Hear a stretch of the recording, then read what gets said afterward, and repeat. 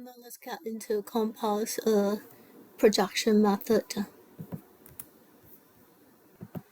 Alright, the next technique, the same thing. We have front and the side view here, and we have to get our top view. The object has a feature, see, inside. So we have more extension lines because we gotta get every edge. So this, okay, draw it. And we have internal feature, a circle right there, okay. This is the center of the circle, and you have your diameter very clearly. Alright, and we need that dimension. So therefore you will draw the up, all of it.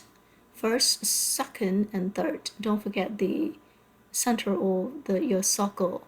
Right, so these are the internal feature that was shown with the hidden lines right there, and this is your center line. Yeah, so it's got to be all straight together up and your edge here. Okay, so now we have all the edge. Of course, you draw this edge up, and we have another one right here too.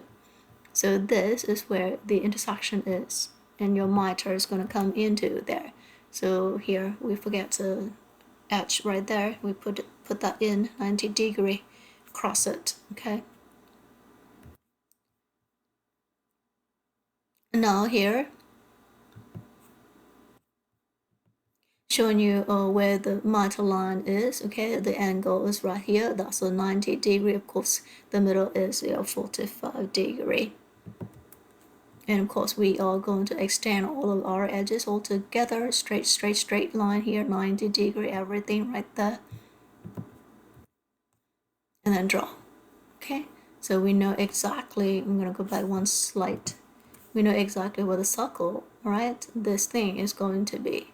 And we know this dimension, so it's right here, all of it. Your circle is going to come in there, and our projection, the top view, is going to go fit right in there. Okay. So if you look at it, and this is where that feature is going to be. Okay.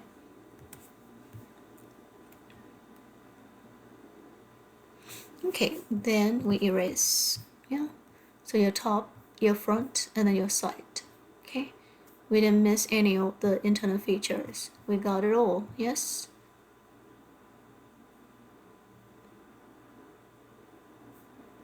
You have a internal circle here. Yeah.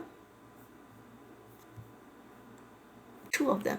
1, 2, 1, 2, and 1, 2 here.